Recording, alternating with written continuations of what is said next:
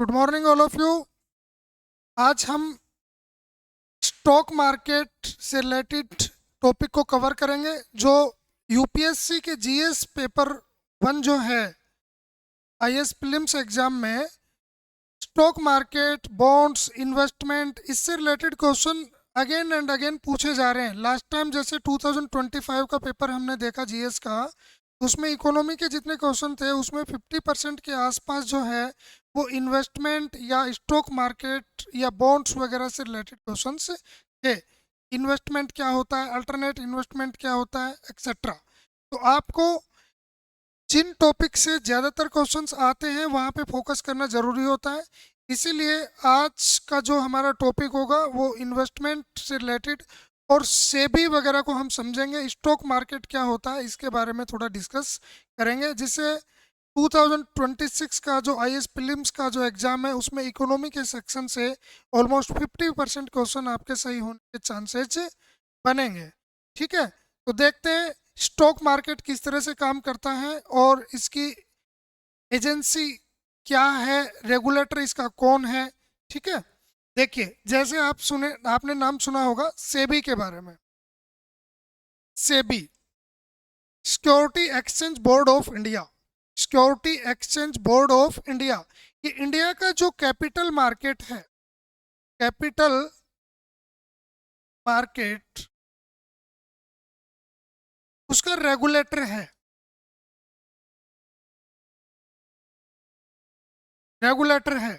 है ना। इसकी स्थापना, सेबी की स्थापना कब होती है? 1988 में। लेकिन सेबी को जो कानूनी शक्तियां मिलती हैं, जो लीगलिटी जो मिलती है वो मिलती है सेबी एक्ट 1992 से। सेबी एक्ट 1992 से। ठीक है, तो ये तो इसका हो गया कि सेबी का कब हुआ गठन, 1988 में। और एक्ट कब आया, सेबी एक्ट कब आया? 1992 में। ये इंडिया का जो कैपिटल मार्केट है उसका रेगुलेटर एजेंसी इसको आप कह सकते हैं। इसका मेन जो कार्य है सेबी का वो है जो निवेशक हैं, इन्वेस्टर्स हैं, उनका हित करना या फिर मार्केट की निष्पक्षता को बनाए रखना, या कह सकते हैं कि इन्वेस्टर्स के साथ फ्रॉड ना हो, इस बात की लिए सेबी जो है वो प्रयास करती है। किस तरह से आप देखेंगे निवेशकों की सुरक्षा किस तरह से करती है। तो चाहे तो आप स्टॉक समझ लीजिए, स्टॉक्स या म्यूचुअल फंड या आईपीओ, है ना। इन सब को रेगुलेट कौन करता है? इन सब को रेगुलेट करता है security exchange board of India. Market को रेगुलेट करती है, मतलब मार्केट के अंदर फेयरनेस और ट्रांसपेरेंट, पारदर्शिता, सेबी का ये मुख्य काम है। फिर इसके साथ साथ जो इंटरमीडिएरीज हैं, जो बिचौलिए हैं, इंटरमीडिएरीज का मतलब बिचौलिए, उनके ऊपर नियंत्रण करती है कौन? सेबी। जैसे ब्रोकर्स हैं, ब्रोकर्स पर नियंत्रण करती है। फिर इसके अलावा, ब्रोकर्स के अलावा जैसे इन्वेस्टमेंट एडवाइजर हैं, इन्वेस्टमेंट एडवाइजर या portfolio manager, portfolio manager, insider trading, insider trading को रोकने का प्रयास करती है कौन? सेबी। तो इस तरह से सेबी जो है वो मार्केट के अंदर निवेशकों के हितों की सुरक्षा करती है और मार्केट को निष्पक्ष बनाए रखती है। तो आपने समझा सेबी क्या है। अब देखते हैं सेबी के साथ साथ अन्य चीज़ें, जैसे मैंने अभी ब्रोकर्स का यूज लिया, तो एक्चुअल में स्टॉक मार्केट में अन्य किन कीवर्ड्स का यूज होता है उनसे रिलेटेड क्वेश्चन आपसे पूछ लिया जाता है। जैसे लास्ट टाइम पूछा था आपसे सीडीएसएल क्या है, तो आपको पता होना चाहिए सीडीएसएल क्या है, एनएसडीएल क्या है।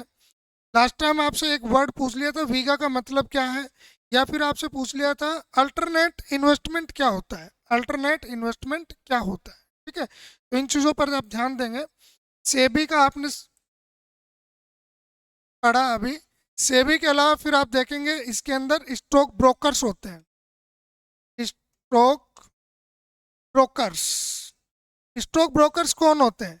एक्चुअल में स्टॉक ब्रोकर्स बिचौलिए होते हैं जिनके ऊपर सेबी कंट्रोल करती है ताकि वो किसी तरह की धोखाधड़ी निवेशकों के साथ ना कर सके, ठीक है। और स्टॉक ब्रोकर्स का मेन काम होता है कि जो एक्सचेंज है, स्टॉक एक्सचेंज, स्टॉक एक्सचेंज जैसे इंडिया में फेमस है एनएससी एंड बीएससी, ये नेशनल स्टॉक एक्सचेंज हो गया और ये हो गया बॉम्बे स्टॉक एक्सचेंज। तो जितने भी आपके स्टॉक्स या तो चाहे उनको खरीदा जाए या बेचा जाए वो एनएससी बीएससी के थ्रू एक्सचेंज होते हैं, ठीक है। लेकिन जो निवेशक होते हैं वो डायरेक्टली एनएससी बीएससी के थ्रू एक्सचेंज नहीं कर सकते, बल्कि उन्हें किसी बिचौलिए की जरूरत होती है जो कहलाता है स्टॉक ब्रोकर्स, ठीक है। जो ट्रेड इन्वेस्टर होगा वो बिचौलिए के थ्रू, या कह सकते हैं कि जो ब्रोकर्स होता है, स्टॉक ब्रोकर जो होता है, स्टॉक ब्रोकर के थ्रू एनएससी बीएससी पे अपने शेयर्स खरीद बेच सकता है। तो एक्चुअल में आप समझ गए, स्टॉक ब्रोकर एनएससी बीएससी और निवेशकों के बीच ट्रेड करवाने के लिए एक बिचौलिए की तरह काम करता है, ठीक है। तो ये हो गए स्टॉक ब्रोकर्स। एनएससी बीएससी आप समझ गए, नेशनल स्टॉक एक्सचेंज और बॉम्बे स्टॉक एक्सचेंज, ये एक्सचेंजेज हैं इंडिया के। तो इंडिया में यदि आपको शेयरों की खरीद बिक्री करनी है तो उसके लिए कौन सी एजेंसियां हैं, एनएससी एंड बीएससी, ठीक है। फिर आप देखेंगे कि जो स्टॉक्स आपने बाई कर लिए, अब वो डिपॉजिट कहाँ रहेंगे, वो या तो डिपॉजिट रहेंगे सीडीएसएल के पास या रहेंगे एनएसडीएल के पास। तो आईएसपी के अंदर ये पूछा हुआ क्वेश्चन है सीडीएसएल के बारे में कि सीडीएसएल क्या है, तो आप समझेंगे सीडीएसएल क्या है, सेंट्रल डिपॉजिटरी सिक्योरिटीज लिमिटेड, और ये हो गई नेशनल सिक्योरिटी डिपॉजिटरी लिमिटेड, मतलब सिक्योरिटी का डिपॉजिट यहाँ पर होता है, समझ गए। जो स्टॉक्स खरीदे बेचे जाते हैं वो तो डिजिटल फॉर्म में होते हैं, तो उनका जो स्टॉक है या वो कहाँ पर स्टोर रहेंगे, तो वो सीडीएसएल और एनएसडीएल के पास स्टोर रहेंगे। तो आप समझ गए हैं, जैसे हमने कौन कौन से कीवर्ड अभी तक समझे, एक सेबी के बारे में, फिर हमने स्टॉक ब्रोकर का पढ़ा, stock stock broker, stock broker के बाद में हमने एनएससी और बीएससी के बारे में, और फिर सीडीएसएल एंड एनएसडीएल के बारे में। अब हम देखेंगे कि जैसे 2025 में एक क्वेश्चन पूछा गया कि अल्टरनेट इन्वेस्टमेंट क्या होता है। एक होता है कन्वेंशनल इन्वेस्टमेंट और दूसरा होता है alternate investment. What is difference between conventional investment and alternate investment. तो देखिए, जैसे स्टॉक्स हो गए, स्टॉक्स हो गए, या फिर आप कह सकते हैं इक्विटी शेयर्स,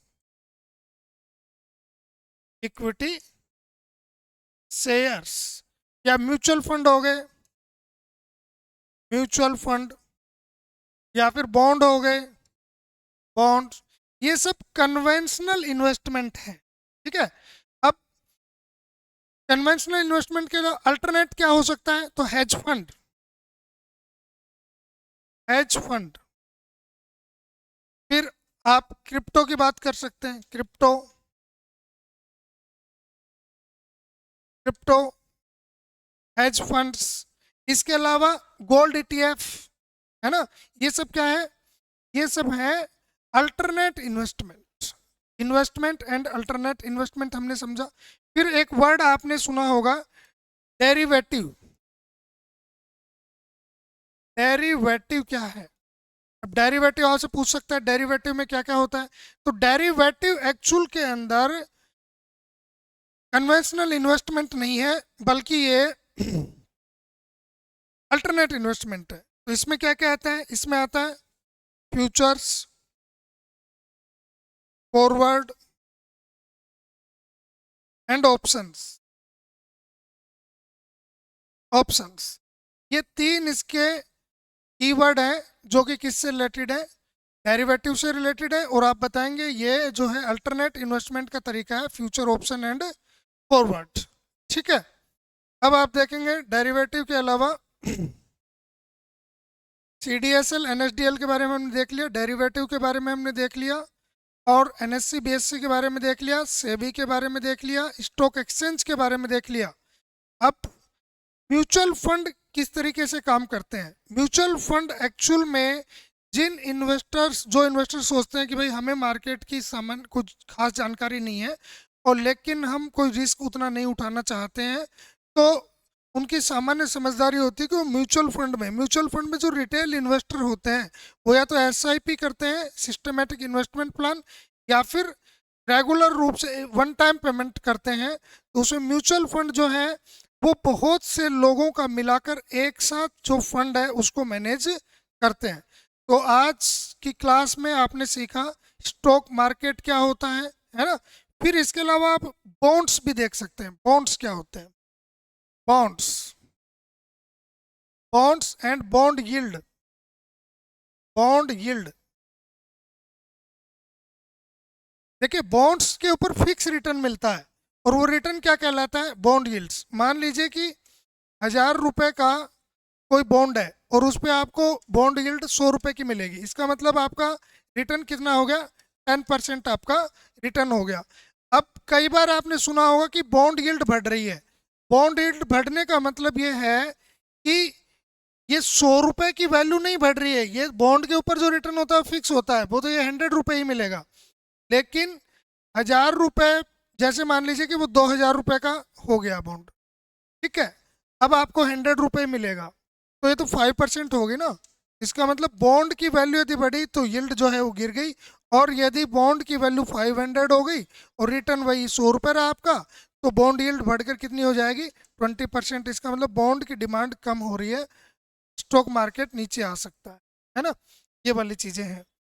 फिर कुछ अदर कीवर्ड्स हैं, उनके बारे में आप, जैसे थीटा है, गामा है ना, इनकी चर्चा हम करेंगे नेक्स्ट वीडियो में। ठीक है, आज के लिए इतना ही, और चैनल पर बने रहें। आईएएस प्री के लिए स्पेशली टॉपिक्स आपके इकोनॉमिक्स हो, चाहे ज्योग्राफी हो, हिस्ट्री हो, पॉलिटी हो, करंट अफेयर्स हो, साइंस एंड टेक हो, वो रेगुलर रूप से आपको मिलते रहेंगे। तो आईएएस प्री के एग्जाम में जो एक्चुअल में रिलेटेड क्वेश्चंस हैं, जो डायरेक्टली अभी की डिमांड है क्वेश्चंस की, जिस तरह के क्वेश्चन आ रहे हैं, जिस नेचर के क्वेश्चंस आ रहे हैं, क्योंकि नेचर ऑफ क्वेश्चन आपको पता है कि चेंज हो रहा है, लगातार चेंज हो रहा है। जैसे इकोनॉमी में पहले कन्वेंशनल क्वेश्चन आया करते थे कि आरबीआई के क्या कार्य हैं, इस तरह के क्वेश्चंस, लेकिन अभी जो क्वेश्चन है वो चेंज हो गए हैं। जैसे स्टॉक मार्केट, इन्वेस्टमेंट या फाइनेंशियल मार्केट से रिलेटेड क्वेश्चंस की संख्या बढ़ रही है। तो इस तरह के जो इम्पोर्टेंट टॉपिक्स हैं वो प्राप्त करने के लिए आप चैनल को जरूर सब्सक्राइब कर लीजिए, और कमेंट करके बताएं यदि कोई टॉपिक आपको अच्छे से समझना हो तो उसकी वीडियो हम जरूर बनाएंगे। Thank you very much.